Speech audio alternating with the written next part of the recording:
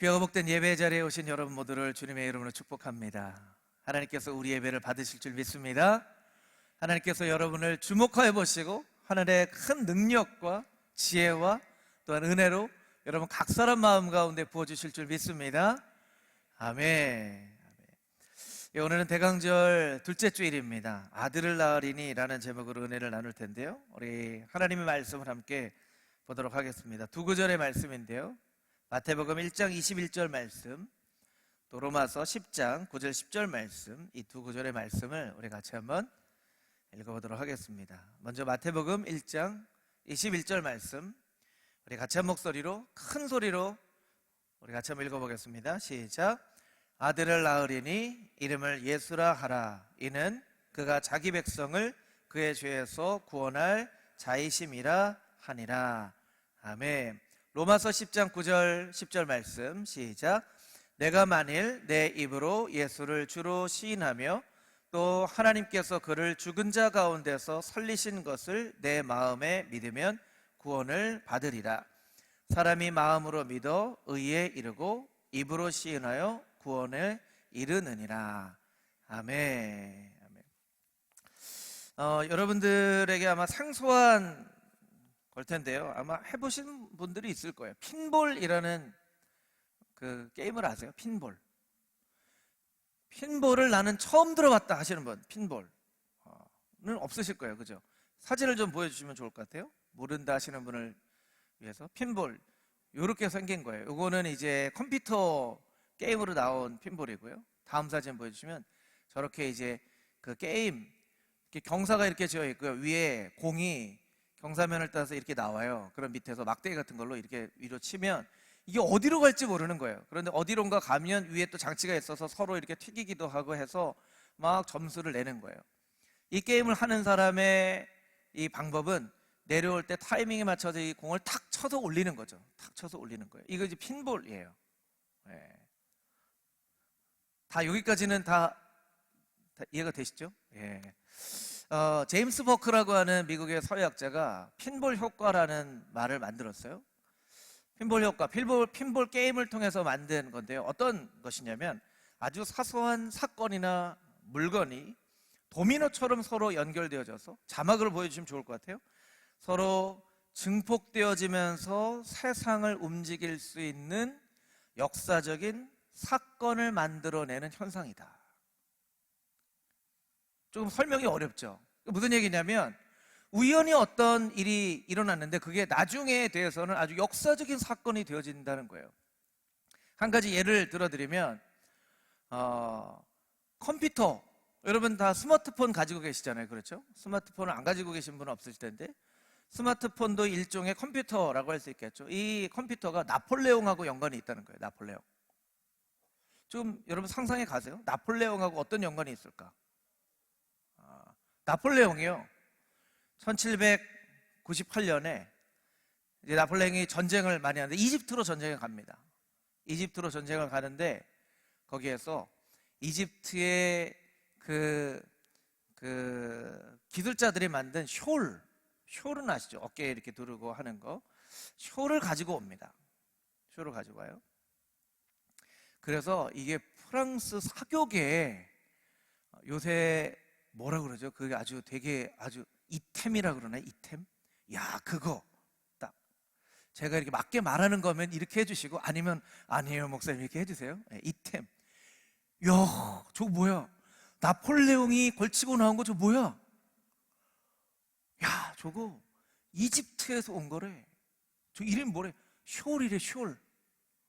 숄도 아니고 셜도 아니고 숄이래. 그래서 막 프랑스 사교계가 이 숄에 열광을 하기 시작한 거예요. 막 저게 뭐냐, 야.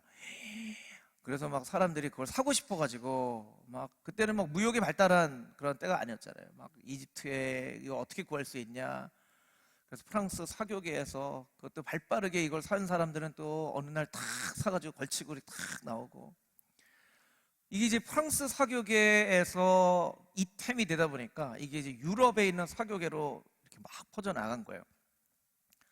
근데 이제 그 돈을 버는 사람들은 뭐가 이렇게 그 핫한 아이템이 있는 걸 보면 딱 거기에 이제 그 생각이 떠오르죠. 야, 이걸 그 이집트 기술자들이 한 땀 한 땀 만들면 어렵지만 기계를 만들어서 찍어내면 얼마나 많은 쇼를 만들어서 큰 부자가 될 수 있겠냐 해서 자카르라고 하는 방법, 자카르식인 거로 보니까 자카르라는 사람이 만들었거나 뭐 이런 어떤 뭐 특별한 그건 것 같아요. 브랜드 이름 자카르식 직조기를 만들어서 쇼를 짜내기 시작합니다.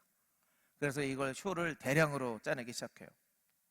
그런데 이 자카르식 직조기가 나중에는 미국에 허만 홀러리스라고 하는 공학자가 계산기를 만드는데 어떤 계산기를 만드냐면 천공 계산기를 만들어요. 말하자면 오늘날 컴퓨터가 이진법으로 1 아니면 0, 1 아니면 0 이렇게 해서 전산을 다 하는 거잖아요.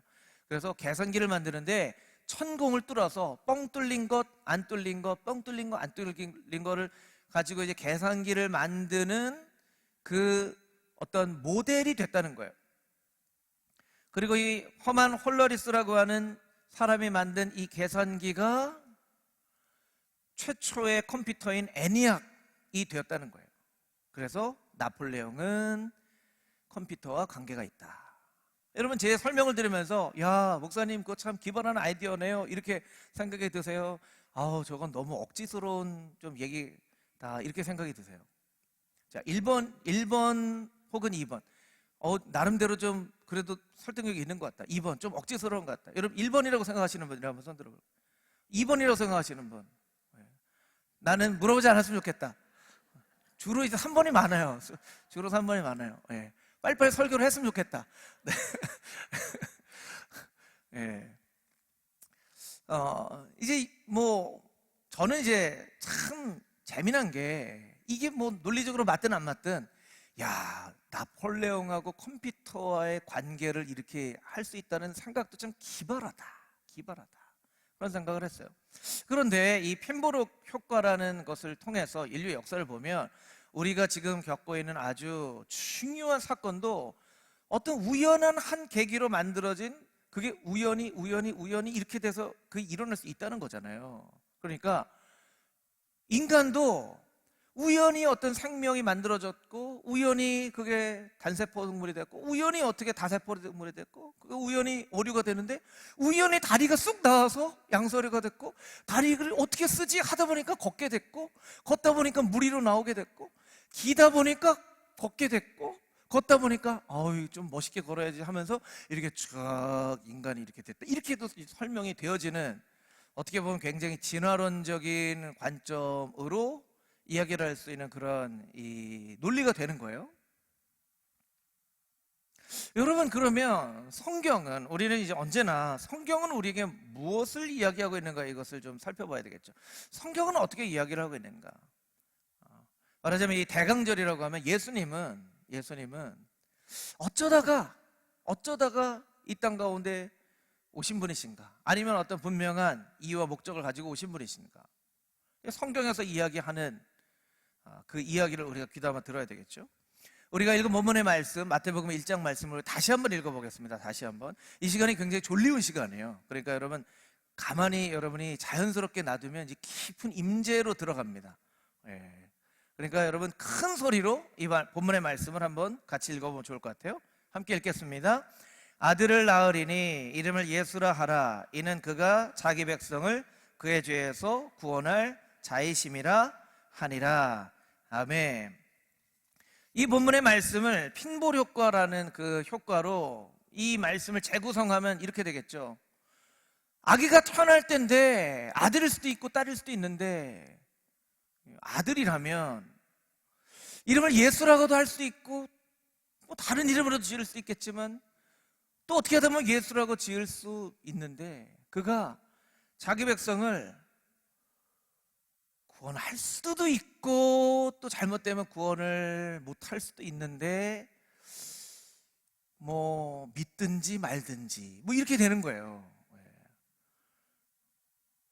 그러면 이 제가 말씀드린 이 이야기와 성경에 나와 있는 이야기는 완전 하늘과 땅처럼 큰 차이가 있죠. 굉장히 큰 차이가 있어요. 그러니까 어떤 관점을 가지고 성경을 보느냐, 어떤 관점을 가지고 세상을 보느냐에 따라서 그 결과는 아주 큰 차이를 나타내게 된다는 거예요. 성경은 어떻게 이야기를 하고 있습니까?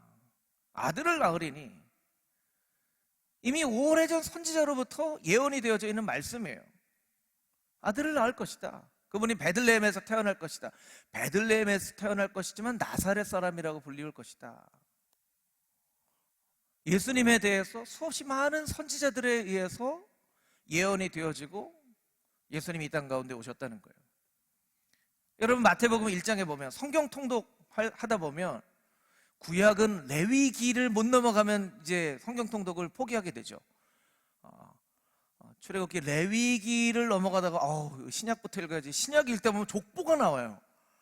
그래서 이 족보를 또 못 넘어가면 이제 내년으로 넘깁니다. 이제 이 마태복음 1장의 족보, 좀 유명한 사람도 나오고 이름 없는 사람도 나오고 우리에게 익숙한 사람도 나오고 그렇지 않은 사람도 나오는데, 왜 이렇게 족보를 이렇게 썼지? 족보를 왜 이렇게 썼지? 마태복음 1장에 있는 족보는요, 예수님의 탄생이 오래전 하나님의 예정하심 가운데 예수 없이 많은 사람들을 거쳐서 예수님이 태어나신 것이라는 이 하나님의 섭리, 하나님의 예정을 나타내시는 거예요. 그래서 때로는 우리가 이 족보를 바라보면서 너무 이렇게 족보까지 다 쓸 필요가 있겠느냐 이렇게 생각할 수 있을지 모르겠지만, 이 족보는요 굉장히 중요한 하나님의 미리 정하신 예정을 우리에게 나타내는 것이라는 거예요. 예수님은 분명한 목적을 가지고 이 땅 가운데 오셨습니다. 그것은 인간을 구원하시기 위한 것이죠. 그리고 그것을 예수님의 비전, 예수님의 목적, 예수님께서 이 땅 가운데 오신 이유라고 우리가 설명할 수 있다는 거예요. 제가 한두 차례 설명을 드린 적이 있지만 제가 다시 한번 설명을 드리면, 여러분, 비전이라고 하는 것은 무엇이냐면 현재를 통해서 미래를 보는 게 아니에요. 현재 상황이 이러이러하니까 미래는 이렇게 될 것이다 라고 예측하는 게 아닙니다. 코로나가 500명, 600명이 되니까 미래에는 더 많아질 수 있으리라고 예측하는 그런 게 비전이 아니에요. 현재 내가 이런 달란트를 가지고 있으니까 미래에는 이런 직업 중에 하나 내가 직업을 가지고 살겠지라고 확률을 계산을 하는 게 아니에요. 비전은 미래를 통해서 현재를 보는 것입니다. 미래에 반드시 그와 같은 일이 이루어지기 때문에 현재에 나는 어떤 삶을 살아갈 것인가를 준비하는 것이죠. 그래서 미래의 분명한 비전을 가지고 있는 사람은 현재의 어려움과 현재의 고난을 이겨낼 수 있습니다. 왜냐하면 이걸 이겨내야 미래에 반드시 이런 모습들이 나타나게 되니까. 지난주에 수능을 봤잖아요. 수능을 봤어요. 우리의 자녀들 가운데는 비전이 있는 자녀들이 있어요. 미래에 나는 이 대학에 가서 나는 학교를 다닐 거야 하는 비전이 있는 아이들은요 힘들어요. 여러분, 공부하는 게 다 힘들죠. 공부하는 게 다 힘들죠. 나는 공부가 제일 쉬웠어요, 공부가 제일 재미있었어요 하는 사람들은 정말 특별하고 좀 싫죠. 이렇게 너무 정말 설교 때 얘기하기 좀 그렇지만 약간 꼴배기 싫다 그래야 되나?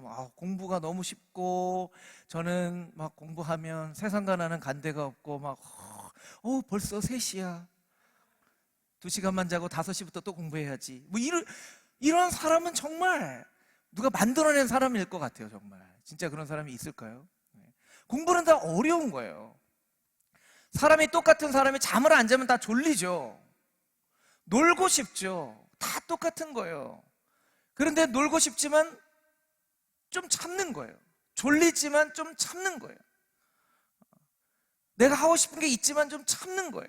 왜냐하면 미래에 반드시 이루어져야 될 비전이 있기 때문에. 이영표 선수가 그런 얘기를 했잖아요. 오늘 내가 하고 싶은 대로 살면 미래에 꼭 해야만 하는 일을 하면서 살게 되고, 오늘 내가 꼭 해야만 하는 일을 하고 살면 미래에 하고 싶은 일을 하고 살게 된다. 여러분, 잘 이해가 되시죠? 여러분, 졸리세요 혹시?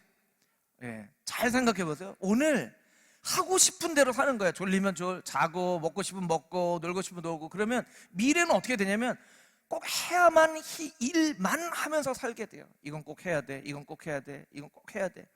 그런데 오늘 꼭 해야만 하는 일을 하면 미래는요 하고 싶은 일을 하면서 살게 되는 거예요.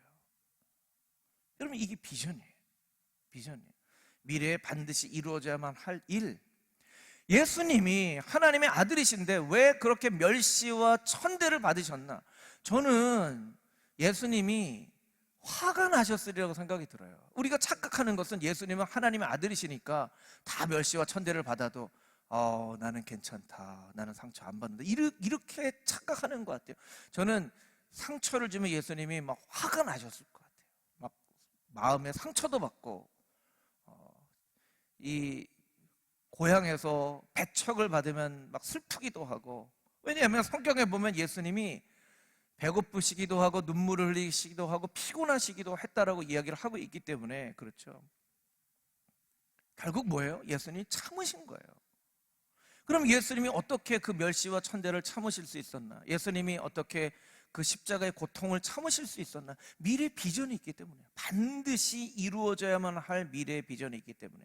그 비전은 무엇입니까? 인간을 죄로부터 구원하는 비전이죠. 인간을 죄로부터 구원하는 비전이 있기 때문에 반드시 그것을 이루어야 하기 때문에 오늘의 어려움을 참는 거예요. 참는 거예요. 여러분, 우리가 코로나로 어려운 이 시대를 살고 있지만 참을 수 있다면, 견딜 수 있다면 그것은 우리가 반드시 이루어져야 할 미래의 꿈과 비전이 있을 때에 우리가 오늘의 어려움을 참을 수 있게 되는 거예요. 만약에 우리가 미래에 우리 가정에 미래에 우리 가정은 이런 가정이 될 거야, 미래에 나의 인생은 이런 인생이 될 거야, 미래에 금호중앙교회는 이런 교회가 될 거야 라고 하는 이 비전과 꿈이 없으면 잠깐 우리가 참을 수 있다 하더라도 또 참지 못하게 돼요. 제가 여러분에게 한 가지 물어보겠습니다. 여러분에게는 어떤 비전이 있으신가요? 여러분에게 어떤 비전이 있으신가요? 여러분의 미래에 반드시 이루어져야만 할 그런 비전이 있으신가요? 금호중앙교회는 어떤 비전을 향해 나아가야만 할까요? 어떤 비전이 반드시 이루어져야만 하기에 오늘이 좀 어려워도 힘들어도 그것을 참을 수 있을까요? 금호중앙교회가 이렇게 멋진 성전을 갖기까지 지금 여기에 계시는 분들도 있고, 이제 권사님, 장로님, 부모 세대들도 있고, 이 교회가 반드시 이렇게 지어져야 된다는 그 비전을 가지고 있기 때문에 얘기를 들어보니까요, 오랜 시간 동안 정말로 먹을 거 먹지 못하고요, 쓸 거 쓰지 못하고 아껴서 이 교회를 이렇게 아름답게 세운 거예요. 여러분, 다 먹고 싶고 누리고 싶고 사고 싶고 하죠. 그런데 참자, 우리가 그래도 이 교회를 지어야지 하는 그 생각이 있으시니까 그렇게 참고 견디고 하신 거예요. 어떻게 보면 우리 청년들, 자, 저를 보세요. 우리 청년들은요, 우리 부모 세대에게 빚진 마음이 있어야 돼요. 우리 3040도 마찬가지입니다. 부모 세대에게 빚진 마음이 있어야 돼요. 이 성전의 지어지기까지 정말 눈물과 땀방울로 기도하고 애쓰고 수고하고 자기의 삶을 들여서 때로 1년, 때로는 5년, 때로는 10년이라는 시간을 이 성전을 위해서 살아온 신앙의 선배들이 있기 때문에 이 성전이 가능한 거예요. 그럼 우리가 좀 빚진 마음이 있어야죠. 나 이 성전 너무 좋다, 그냥 나는 여기서 그냥 행복하게, 이런 생각만 하고 있으면 안 된다는 거예요. 그러면 여러분, 금호중앙교회가, 금호중앙교회의 비전이 이 성전이라고 할 수 있을까요? 그러면 이제 비전이 이루어진 거네요, 다. 아니면 어떤 분들 그렇게 얘기합니다. 목사님 오셔서 이제 금호중앙교회가 1000명, 2000명 부흥하는 교회가 될 거예요. 여러분, 1000명, 2000명 되면 좋죠. 여러분, 1000명, 2000명 막 이 예배 공간에 젊은이들이 가득 차서 막 예배하는 그런 예배가 되면 이제 제가 물어볼 거예요. 여러분 준비하세요. 예. 여러분 좋으시겠죠? 좋으세요, 여러분? 조르세요? 네. 네. 좋죠. 왜 안 좋아요? 이렇게 함께 모여서 막 은혜를 나누고 여기에서 막 인생이 바뀌어지고 막 좋죠. 그러면 1000명, 2000명 모여서 교회를 이루면 그게 금호중앙교회 비전이라고 할 수 있을까요? 그거는 우리가 누렸으면 하는 그런 큰 축복이긴 하지만 비전이라고는 할 수는 없겠죠. 여러분, 금호중앙교회가 가져야만 할 비전은 무엇이냐면 우리가 예수님을 닮아가는 것입니다.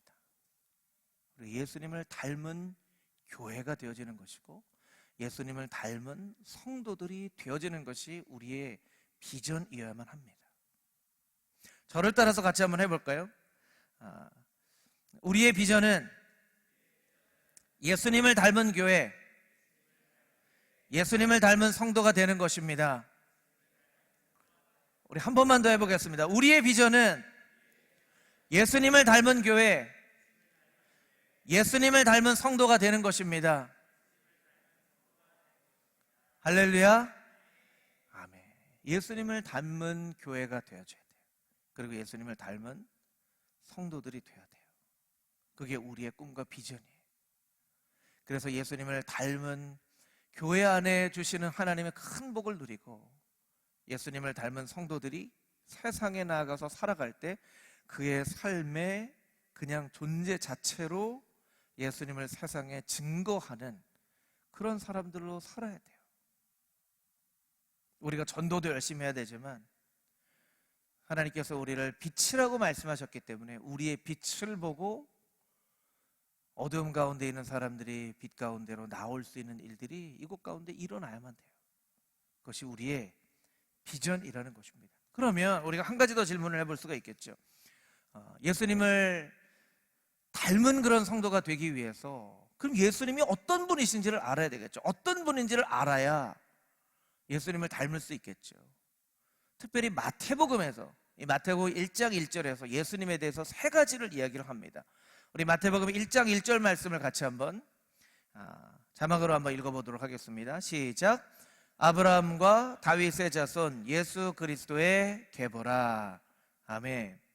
마태복음에서는 예수님을 세 가지로 얘기해요. 첫 번째 아브라함의 자손, 두 번째 다윗의 자손, 세 번째 그리스도. 여러분 굉장히 중요합니다. 굉장히 중요해요. 창세기 1장 1절이 중요한 것처럼 마태복음 1장 1절이 중요해요. 아브라함의 자손. 여러분 아브라함은 어떤 사람이죠? 아브라함은 이스라엘의 역사를 만든 사람이죠. 아브라함 전에는 이스라엘이 아니었어요. 그런데 아브라함이 갈대아 우르에서 잘 살고 있었거든요. 근데 하나님께서 아브라함에게 너는 가라, 내가 지시할 땅으로 가라. 그래서 그 갈대아 우르를 떠남으로 이스라엘 백성의 시초가 된 거죠. 갈대아 우르를 떠나기가 쉬웠을까요? 아브라함이 막 짐을 쌉니다. 짐을 싸요. 아브라함 너 어디 가려고? 난 이 고향을 좀 떠나야 될 것 같아. 어디로 가려고? 그냥 하나님이 지시할 땅으로 가라고 하셨어. 그래? 하나님이 지시할 땅 어딘데? 그냥 잘 모르겠어. 그냥 지시할 땅이라고 하면 얘기하셨어요. 아브라함 정신 차려! 어디를 가는지도 모르고 짐을 싸다니 너 지금 가다가 광야에서 가족들 다 죽이려고 그래? 이런 얘기들을 들었을 거예요. 그런데도 아브라함은 떠났어요. 그래서 성경은 아브라함을 뭐라고 얘기하죠? 믿음의 사람이라고 얘기합니다. 믿음의 사람이라고. 아브라함이 하나님을 믿으니 하나님께서 그것을 아브라함의 의로 여기셨다. 아브라함은 믿음의 사람이었어요. 이스라엘을 시작한 아브라함은 믿음의 사람이었어요. 그러면 아브라함의 자손이라고 하는 이야기는 아브라함에게 있었던 믿음이 예수 그리스도께로 왔고 예수 그리스도로부터 우리에게까지 그 믿음의 계보가 흘러내려간다는 거예요. 그래서 예수님을 닮기 원한다는 것은 그 아브라함에게 있었던 믿음, 예수님께 있었던 믿음이 나에게도 있기를 원한다 하는 마음이에요. 우리는 아브라함의 자손인 예수님처럼 믿음의 사람이 되기를 위해서 힘쓰고 노력해야 한다는 거예요. 두 번째, 다윗의 자손이라고 얘기하죠. 여러분 다윗은 어떤 사람입니까? 다윗은요 이스라엘의 왕조를 만든 사람이죠. 물론 사울 왕이 초대 왕이었지만 다윗을 통해서 이스라엘의 왕조가 만들어졌어요. 예수님이 다윗의 자손이라는 것은 이 왕의 계보를 잇는 그런 그 가문에서 예수님이 탄생하셨다는 의미이기도 하지만 여러분 아브라함을 믿음의 사람이라고 얘기한다면 다윗은 어떤 사람이라고 성경에서 영적으로 다윗을 설명을 하고 있죠? 다윗은 어떤 사람이었죠? 하나님을 예배하는 사람.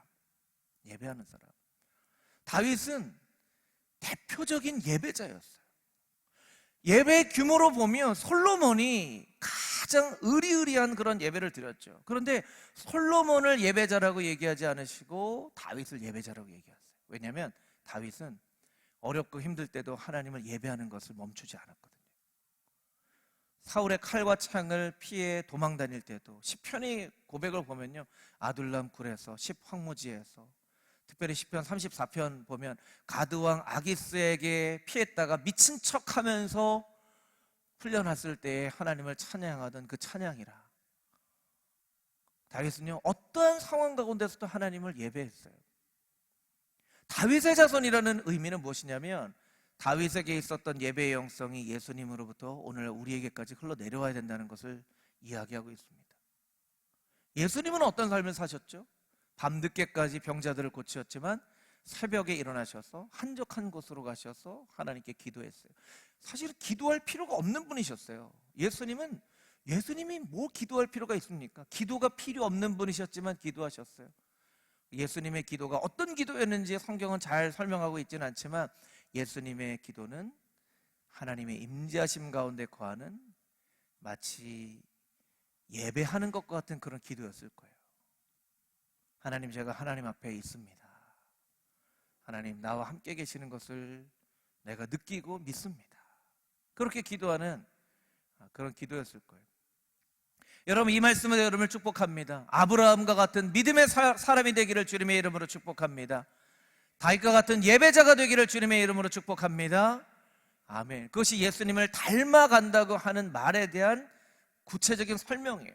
세 번째, 마태복음 1장 1절은 무엇이라고 설명하고 있습니까? 예수님이 그리스도시라고 설명을 하고 있죠. 그리스도는 기름 부음 받은 자라는 뜻이에요. 메시아라고 하는 뜻이죠. 메시아는 구원자라고 하는 의미가 있습니다. 예수 그리스도, 예수라는 말 뜻 자체가 구원자라고 하는 의미가 있는 것입니다. 그래서 아브라함으로부터 시작된 이스라엘이 다윗에 의해서 왕국으로 시작되어졌고, 이제 예수 그리스도이신 예수님을 통해서 구원의 새 시대가 열린 거예요. 창세기 1장 1절은 태초에 하나님이 천지를 창조하시니라 창조주 하나님을 선포하고 있다면, 마태복음 1장 1절은 그분은 그리스도시다, 구원자이신 예수님을 선포하고 있는 거예요. 그래서 창세기 1장 1절과 마태복음 1장 1절이 너무나 중요해요. 창조자 하나님, 구원자 예수님을 선포하고 있기 때문에. 그래서 우리가 읽은 로마서 10장 말씀에 보면, 우리 읽은 로마서 10장 9절 10절 말씀을 자막으로 같이 한번 다시 읽어볼까요? 9절 10절 말씀 우리 큰 소리로 같이 한번 읽어보겠습니다. 시작. 내가 만일 내 입으로 예수를 주로 시인하며 또 하나님께서 그를 죽은 자 가운데서 살리신 것을 내 마음에 믿으면 구원을 받으리라. 사람이 마음으로 믿어 의에 이르고 입으로 시인하여 구원에 이르느니라. 아멘. 9절을 다시 한번 보여주세요. 사람이 마음으로 믿고 입으로 시인하면 구원을 받는다는 거예요. 그런데 여기에 나와 있는 중요한 단어가 있어요. 중요한 단어. 어떤 단어입니까? 내가 만일 내 입으로 예수를 시인하며 하나님께서 그를 죽은 자 가운데 살리신 것을 내 마음에 믿으면, 여기서 말하는 너는 누구인가요? 여러분, 여기서 말하는 너는 누구입니까? 이스라엘 백성들을 가리키는 걸까요? 아니면 종교 지도자들을 가리키는 걸까요? 여기서 말하는 너는 누구죠? 여러분, 여기서 말하는 너는 누구입니까? 너는 내 마음으로 믿고 내 입으로 신해라. 너 누굽니까 여기? 여러분, 빨리 대답을 해주세요. 나를 말하는 거예요. 나를 말하는 거예요. 모든 사람을 말하는 거예요. 모든 사람. 누구든지 그 이름을 믿는 자에게는 구원을 주시는 하나님의 은혜가 있음을 선포하시는 거예요. 그 당시에 있는 사람들의 생각과는 완전히 다르죠. 그 당시에는 하나님의 택하신 백성들, 선택한 민족들에게만 구원이 임한다고 믿었는데,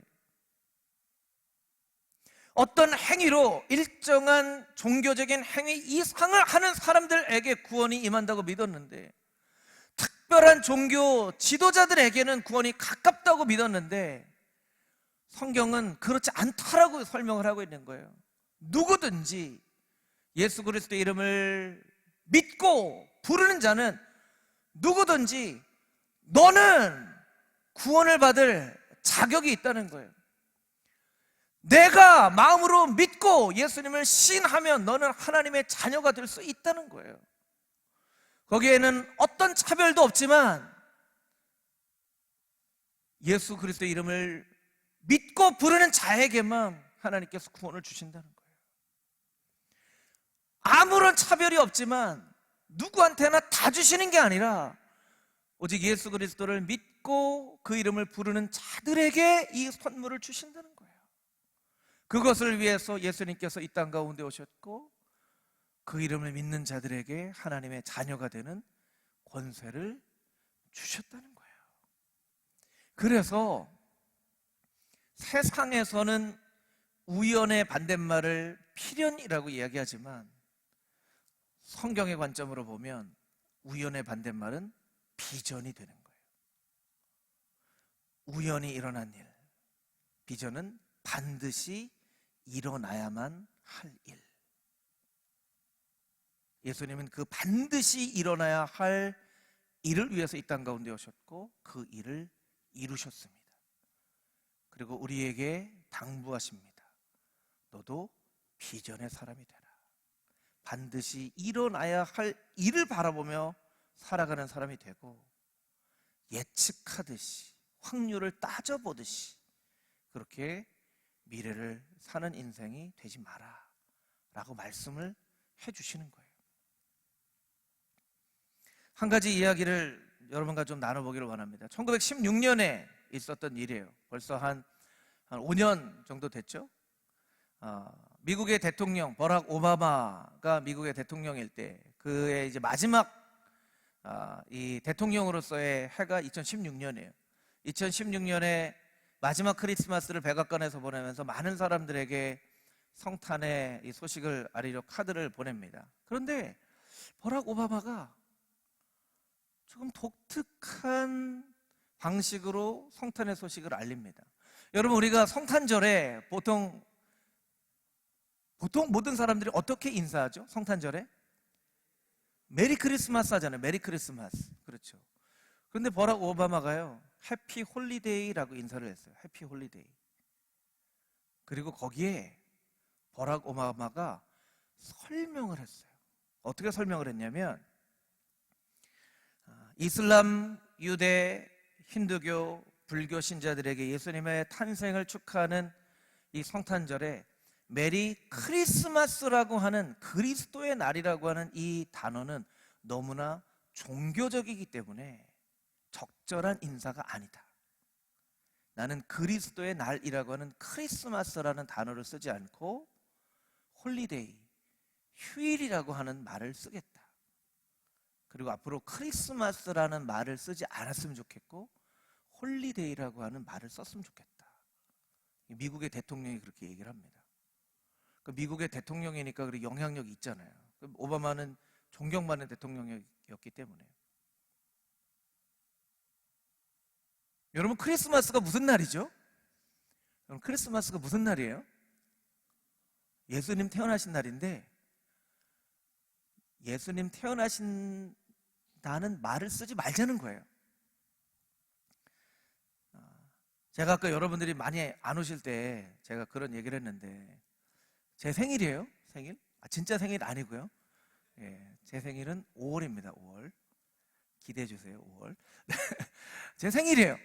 그래서 여러분들이 이제 생각을 하는 거예요. 여러분들이 제가 생일 파티를 하려고 여러분들을 초대했어요. 그래서 여러분들이 이렇게 막 왔는데 어떤 한 사람이 얘기합니다. 목사님 생일이긴 하지만 그 생일 아닌 사람 너무 서운하지 않습니까? 오늘 목사님 생일이라고 하지 않고 그냥 생일이라고 합시다. 그러니까 어떤 사람이 얘기해요. 또 생일이라고 하기는 좀 그렇잖아요. 그냥 좋은 날이라고 합시다. 그리고 빨리 촛불 끄고 우리 파티합시다. 이렇게 하는 거 똑같아요. 제 마음이 너무 기쁘겠죠. 제 마음이 넓고 저는 자비롭고 마음이 넓어서 제 생일인 게 뭐가 중요합니까? 그냥 파티하고 즐기는 게 중요하죠. 세상이 이렇게 돼가고 있어요. 지금 예수님 때문에 지키는 크리스마스인데 예수님 날이라고 하지 말자는 거예요. 너무 종교적이래요. 나중에는요, 어떻게 될 가능성이 있냐면, 너무 종교적이기 때문에 기독교라고 하지 맙시다. 그냥 좋은 단체라고 합시다. 그렇게도 주장할 가능성이 있어요. 여러분, 예수님 때문에 지키는 나를 예수님이라고 이름을 붙이지 말지요. 여러분, 우리의 세상은 그렇게 되어져 가고 있습니다. 이런 시대를 살아가고 있는 우리가 정말 예수님을 닮아가고자 애쓰지 않으면 우리는 점점 이런 시대의 큰 도전과 위협 앞에서 점점점 나도 모르는 사이에 이제 크리스마스라는 이름을 쓰는 것 자체가 잘못된 것처럼 여겨지고, 우리도 마치 크리스마스라고 말을 쓰면 안 되고 홀리데이라고 홀리데이라는 말도 사실 거룩한 날이잖아요. 원래는 그렇게 쓰는 사람들이 되어줄 수 있다는 거예요. 우리가 이 대강절에 어떤 마음을 가져야 되냐면, 정말 예수님을 닮기 원합니다. 예수님을 닮은 사람 되어지기를 원합니다. 이 땅 가운데 이 날이 얼마나 중요한 날인지를 알리는 그런 사람 되어지기 원합니다. 그런 사람 되어지기 위하여서 믿음의 사람으로, 예배자로, 구원의 감격을 전하는 사람으로 살게 하여 주시옵소서.